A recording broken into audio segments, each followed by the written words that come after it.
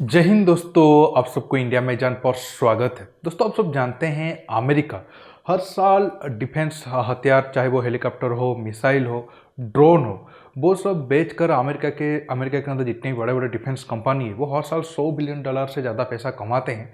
और माना जाता है कि अमेरिका के अंदर हथियार लॉबी इतना स्ट्रांग है, वो ज़रूरत पड़ने पर अमेरिका के इलेक्शन को भी प्रभावित कर सकते हैं और अपना मन पसंदीदा राष्ट्रपति को भी वो चुन सकते हैं। और ये एक वजह है, दुनिया में चाहे कोई भी एरिया आप ले लो, हर जगह अमेरिका की मिलिट्री का प्रेजेंस आपको मिल जाता है और अमेरिका लड़ाई करने से पीछे नहीं रहता है। छोड़ो, ये एक अलग टॉपिक हो जाएगा, लेकिन आज का टॉपिक काफ़ी इंटरेस्टिंग है क्योंकि अब यूरोप में अमेरिका ने और एक देश के साथ F-35 फाइटर जेट का डील किया है। और ये डील से ना सिर्फ अमेरिका की फ्रेंडली कंट्री कुछ हद तक नाराज होंगे, बल्कि रशिया के लिए भी एक बड़ा झटका है। मैं आज फिनलैंड की बात कर रहा हूँ। आप सब जानते हैं तकरीबन $10 बिलियन में अमेरिका फिनलैंड के साथ 64 F-35 जेट को लेकर डील किया है। इससे जो अमेरिका के दोस्त देश है और यूरोपियन यूनियन में भी है, नाटो मेंबर भी है, उनको एक तरीके से नुकसान हुआ है। और एक साथ रशिया के लिए एक बड़ा झटका इसलिए है क्योंकि ये सारे F-35 रशिया की बॉर्डर के पास एक तरीके से आप कह सकते हो तैनात होंगे। और रशिया के जो इंपॉर्टेंट सिटी है वहाँ से बहुत ज़्यादा दूर पर ये F-35 मतलब नहीं होंगे, मतलब डिस्टेंस बहुत कम दूरी पर होगा। और इसी वजह से रशिया भी काफ़ी चिंतित है और एक तरीके से वो फिनलैंड को ये कह दिया कि तुम्हारा जो रुख है साफ तौर पर बताओ, तुम क्या रशिया के एग्नेस्ट वेस्ट का हिस्सा बनने वाले हो या फिर अमेरिका का हिस्सा बनने वाले हो। ये सारे इंटरेस्टिंग टॉपिक को मैं एक साथ आपको डिटेल्स में समझाऊंगा। जानने के लिए आप आखिर तक ये वीडियो को देखते रहिए और ज़्यादा से ज़्यादा लाइक शेयर करना बिल्कुल मत भूलिए।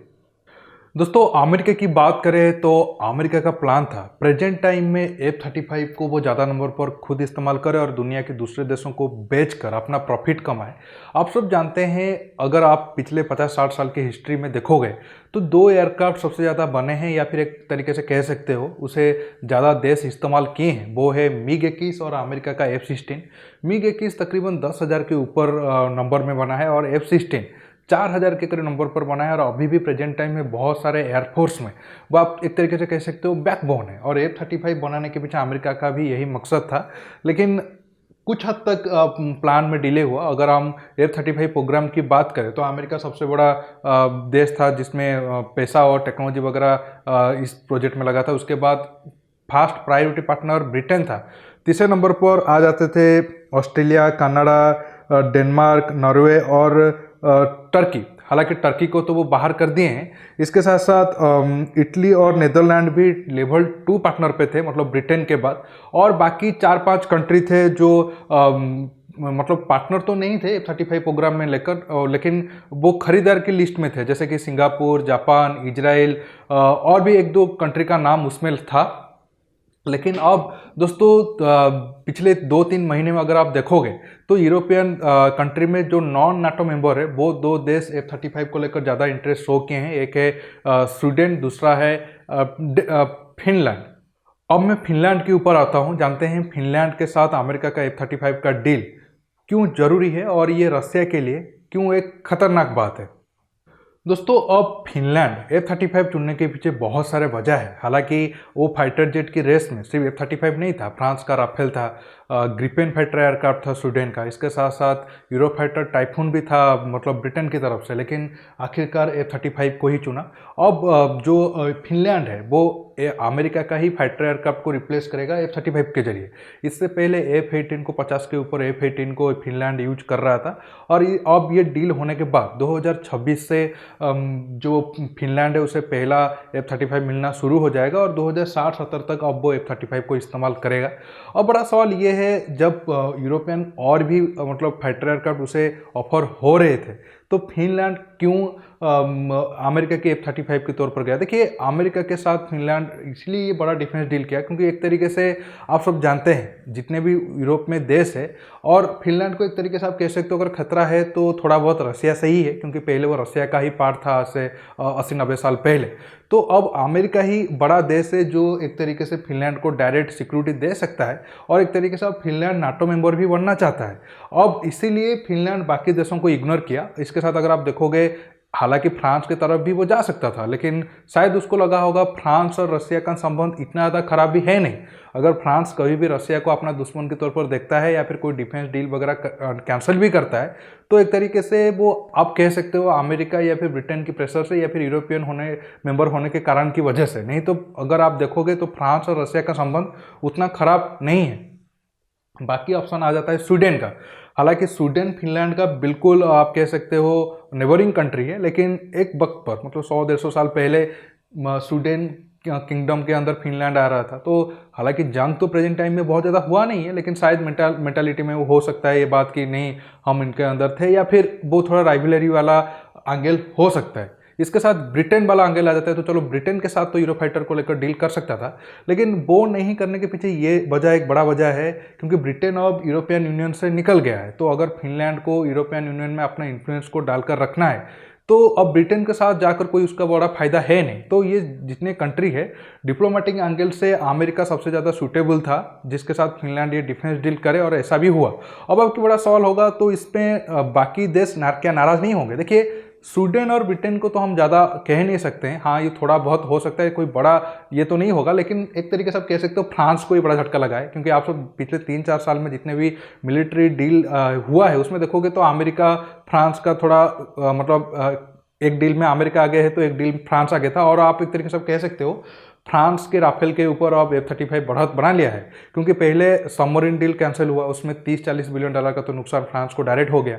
इसके बाद यूएई के साथ और 80 के करीब F-4 राफेल डील करके कुछ हद तक भरपाई किया था फ्रांस। क्योंकि यूएई हालांकि यूएई अब तो ये बयान दिया है कि नहीं F-35 का जो राफेल का जो डील हुआ है वो F-35 के ऊपर नहीं हुआ है। अभी भी यूएई F-35 खरीदने का ऑप्शन प्रेजेंट है, लेकिन वो सिर्फ कहने के लिए है, क्योंकि 18-19 बिलियन डॉलर खर्चा करने के बाद यूएई इतना जल्द तो F-35 की तरफ नहीं जाएगा।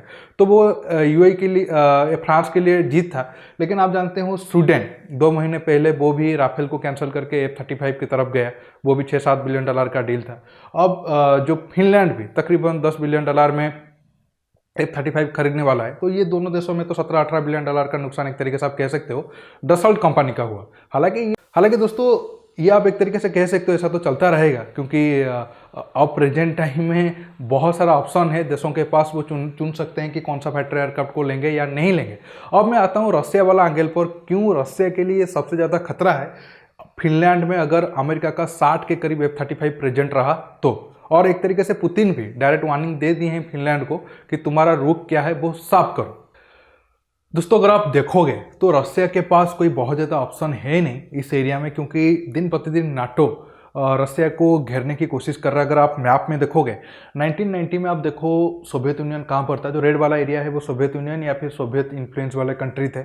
जो ब्लू वाला एरिया है वो आप एक तरीके से कह सकते हो नाटो मेंबर थे। आप देखो सोवियत यूनियन अगर इस एरिया में था तो नाटो बहुत दूर था, एक तरीके से कुछ कंट्री का बफर जोन बना हुआ था। लेकिन 20-25 साल के बाद आप देखो बिल्कुल रसिया के करीब नाटो पहुंच चुका है, और ऊपर यूक्रेन है और उसके ऊपर फिनलैंड है, और वो दोनों कंट्री भी ज्वाइन करने की कोशिश कर रहे हैं। अगर वो आ जाते हैं तो रसिया का हालत बहुत ज़्यादा खराब होने वाला है। इसी वजह से आप एक तरीके से कह सकते हो रसिया इस एरिया में अब अपना दबदबा बढ़ाने के लिए विवाद को बढ़ा रहा है। आप तो जानते हो यूक्रेन वाले एरिया में अभी भी विवाद चल रहा है, लेकिन फिनलैंड भी अगर सब यूक्रेन को रसिया कब्जा कर लेता है तो शायद अगला नंबर फिनलैंड का हो सकता है। क्योंकि आप देखो फिनलैंड बिल्कुल रसिया के साथ बॉर्डर शेयर करता है, और छोटा कंट्री है नहीं यूरोप में। हालांकि छोटा छोटा कंट्री है, लेकिन जो यूरोप में 10-15 बड़ा कंट्री है उनमें फिनलैंड का नाम आ जाएगा। और आज से अगर 60-70 साल या 80 साल पीछे जाओगे तो फिनलैंड सोवियत यूनियन का ही हिस्सा था। बहुत सारे 1920 से 1940 तक गृह युद्ध होने के बाद फिनलैंड रसिया से अलग हो गया। हालांकि कंट्री तो एक तरीके से बड़ा है, लेकिन लोग ज़्यादा नहीं है, सिर्फ 50-60 लाख लोग हैं। लेकिन इंटरेस्टिंगली ये बात यह है कि फिनलैंड के अंदर जितने लोग हैं उनमें से 50% लोग ये नहीं चाहते हैं कि वो नाटो ज्वाइन करे या फिर अमेरिका के ज़्यादा करीब जाए। 25% ही सिर्फ चाहते हैं कि फिनलैंड नाटो को ज्वाइन करे। लेकिन फिनलैंड का सरकार का ये प्लान है वो कैसे भी करके नाटो ज्वाइन करे, ताकि आगे रसिया फिनलैंड के ऊपर बहुत ज़्यादा अग्रेसिव ना हो पाए।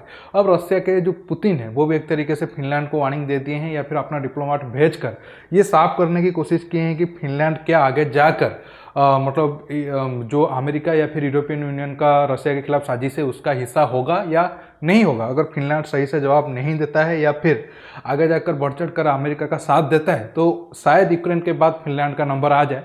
लेकिन यूक्रेन को भी कब्जा करना रसिया के लिए उतना आसान होगा नहीं। हाँ, वो मिलिट्रीली कर ले, लेकिन उसके बाद जो उसके ऊपर सैंक्शन वगैरह आएगा, डिप्लोमेटिक प्रेशर आएगा, वो रसिया के लिए बहुत ज़्यादा टेंशन वाली बात हो जाएगी। अब दोस्तों देखो, जो रसिया तो बहुत बड़ा है, लेकिन रसिया का जो ज़्यादातर पॉपुलेशन है वो यूरोप वाले साइड में, इसी एरिया में रहते हैं। जो चाइना वाला व्लादिवोस्तोक है या फिर सिबेरिया है, वो एरिया तो बड़ा है लेकिन लोग काफ़ी कम रहते हैं। तो इसी वजह से आप देखो, सेंट पीटर्सबर्ग से बहुत कम दूरी पर फिनलैंड का राजधानी है और मॉस्को वगैरह भी इसी साइड में आ जाते हैं। तो इतने करीब अगर F-35 60-70 के करीब तैनात होंगे तो रसिया के मिलिट्री के ऊपर भी दबाव आएगा, इसमें इस एरिया में काउंटर करने के लिए पैसा और ज़्यादा खर्चा करे। तो अब रसिया के पास कोई बहुत ज़्यादा ऑप्शन है नहीं, वो चुप बैठेगा तो इस एरिया में अमेरिका का इन्फ्लुएंस बढ़ेगा, कुछ करेगा तो शायद वो मिलिट्रीली उसे सक्सेस मिल जाए, लेकिन डिप्लोमेटिक लेवल पर उसके ऊपर बहुत ज़्यादा प्रेशर आएगा। दोस्तों, आज के टॉपिक में बस इतना ही। अब आप समझ गए होंगे ये एक डील से यूरोप की जो जियोपॉलिटिक्स है उस पर क्या असर पड़ेगा, क्या नहीं पड़ेगा। अब आप इस टॉपिक पर क्या सोचते हो, नीचे कमेंट बॉक्स में जरूर कमेंट करके बताइए। और ये वीडियो को ज़्यादा से ज़्यादा लाइक शेयर करने के साथ साथ आप मेरे चैनल को सब्सक्राइब करिए। सब्सक्राइब बटन के पास जो बेल आइकन है उसे प्रेस करिए। दोस्तों, रुकता हूँ, बहुत जल्द और एक नया टॉपिक के साथ मिलूंगा। नमस्कार, जय हिंद।